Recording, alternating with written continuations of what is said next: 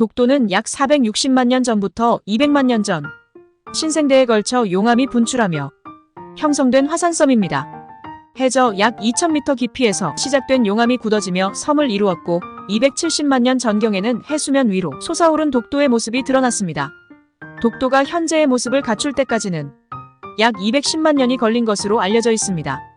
처음에는 하나의 큰 섬이었으나 바닷물의 침식 작용으로 250만 년 전 두 개의 섬으로 분리되었고 바람과 파도에 의한 지속적인 침식으로 오늘날의 독도가 되었습니다. 이러한 지질학적 변화로 인해 독도는 우리나라 대표적인 화산섬이 되었습니다. 신생대 3기 플라이오세부터 후기에 걸쳐 형성되었다고 기록되어 있으며 지금 보이는 독도는 실제 섬 전체의 일부분에 불과하고 섬 전체의 높이는 한라산보다 높은 약 2300m에 이를 정도로 거대한 화산체이지만 대부분이 바다 아래에 위치하고 있습니다. 자연이 만든 아름다운 독도는 다양한 지형적 지질적 특성을 지니고 있으며 오랜 시간에 걸친 자연의 힘에 의해 오늘날 우리가 알고 있는 모습으로 발달했습니다. 이러한 배경 지식은 독도에 대한 이해를 더욱 깊게 하고 자연문화유산으로서의 가치를 높여줍니다. 신라 이사부 장군과 우산국 복속 512년 신라의 이사부 장군이 우산국을 복속시킴으로써 우산국에 포함되어 있던 울릉도와 독도가 신라의 영토로 합쳐졌습니다. 이 사실은 나중에 삼국사기를 비롯한 여러 역사문헌에서 확인할 수 있습니다. 당시 우산국은 울릉도와 독도를 포함하는 국가였으며 우산도라는 명칭이 독도를 지칭했던 것으로 여겨집니다. 또한 신라 이사부 장군의 활동을 통해 독도가 우리나라 영토임을 밝히는 고증이 됩니다. 안용복의 활동과 17세기 울릉도 및 독도 출입 금지 17세기 안용복은 일본인의 울릉도와 독도 출입을 금지시키기 위해 일본에 2차례 건너가 통박하였습니다.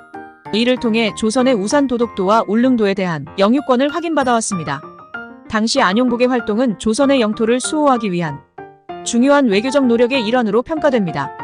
독도가 한국의 영토인 이유는 오랜 역사적 근거에 기반합니다.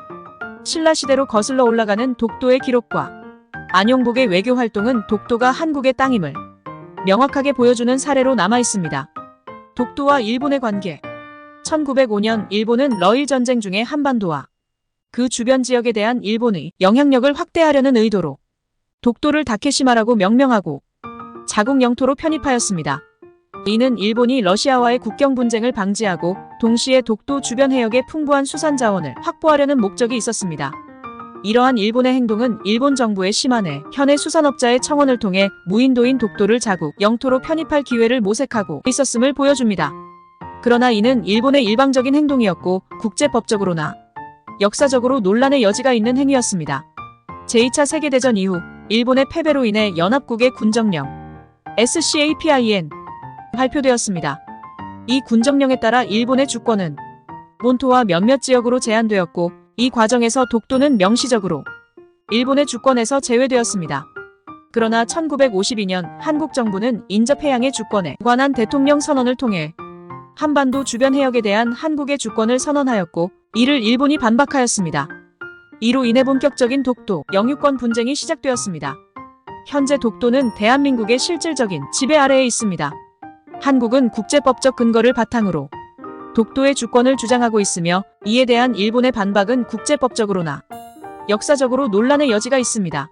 이렇게 보면 일본과 독도의 관계는 한반도와 그 주변 지역에 대한 일본의 영향력 확대, 주권 주장, 그리고 수산자원 확보 등이 복합적으로 얽혀있는 복잡한 문제입니다. 이 문제를 해결하기 위해서는 국제법적인 접근뿐만 아니라 역사적인 접근도 중요하게 여겨져야 합니다. 일본 시마네현은 2006년부터 매년 2월 22일을 다케시마의 날로 지정하고 있습니다. 이날은 일본에서 독도를 자신들의 영토로 주장하는 날로 이를 위한 다양한 행사와 홍보 활동을 벌이고 있습니다. 그 중에서도 주목받는 것이 강치를 캐릭터화한 홍보 자료입니다. 이 강치 캐릭터는 스티커, 인형, 종이 접기 등 다양한 상품으로 제작되어 독도에 대한 일본의 영유권 주장을 강화하는 데 사용되고 있습니다. 그러나 강치의 멸종 19세기 후반부터 20세기 초반에 걸쳐 일본은 독도에서 대량의 강치를 포획하였습니다. 이 과정에서 강치의 개체수는 급격히 감소하였고 결국에는 멸종하게 되었습니다. 이러한 역사적 사실은 과학적 연구와 기록을 통해 확인되었습니다. 강치를 활용한 홍보 그러나 일본은 이러한 사실을 부정하고 독도에 서식하던 강치를 캐릭터화하여 이를 홍보자료와 상품에 활용하고 있습니다. 이를 통해 독도가 일본의 영토라는 주장을 강화하려는 의도를 보이고 있습니다. 왜곡된 교육. 이러한 홍보 활동을 통해 일본은 왜곡된 교육을 진행하고 있습니다. 실제로 일본 내에서는 강치가 독도에서 사라진 원인에 대해 거의 언급하지 않으며 독도를 일본의 영토라고 주장하는 내용을 강조하고 있습니다. 이러한 일련의 활동은 일본이 강치를 포획하여 멸종시킨 역사적 사실을 왜곡하고 독도에 대한 자국의 영유권을 주장하려는 행동으로 해석됩니다. 이에 대해 서경덕 교수님은 강력히 비판하며 독도 강치의 올바른 역사를 알리는 활동을 지속하고 있습니다. 이에 대해 서경덕 교수님은 강력한 비판의 목소리를 냈습니다. 일본이 강치를 포획하여 멸종시킨 역사적 사실을 전혀 인정하지 않고 강치를 이용한 홍보로 왜곡된 교육을 강화하고 있다는 점을 지적하였습니다. 이에 따라 서 교수님은 독도 강치의 역사와 관련된 내용을 담은 한국어, 영어, 일본어 버전의 영상을 제작하여 국내외에 홍보하고 있습니다. 이를 통해 일본 내에서도 왜곡된 정보를 바로잡는 데 노력하고 있습니다. 우리 모두는 독도가 단순히 한 덩어리의 바위가 아니라 우리나라의 자연과 역사 그리고 국제사회와의 복잡한 관계를 담고 있는 중요한 지점임을 인지해야 합니다.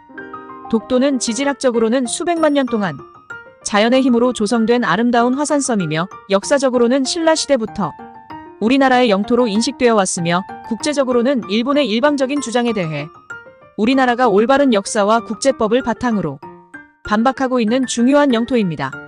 또한 일본의 왜곡된 주장과 그로 인한 갈등을 해소하기 위해서는 우리 모두가 독도에 대한 올바른 지식을 갖추는 것이 중요합니다. 이를 위해 우리는 서경덕 교수님과 같은 전문가들의 노력을 지지하고 왜곡된 정보에 대한 교정과 올바른 교육의 중요성을 인식해야 합니다. 이를 통해 우리는 독도가 우리나라의 중요한 자원임을 국제사회에 더욱 명확하게 알릴 수 있을 것입니다.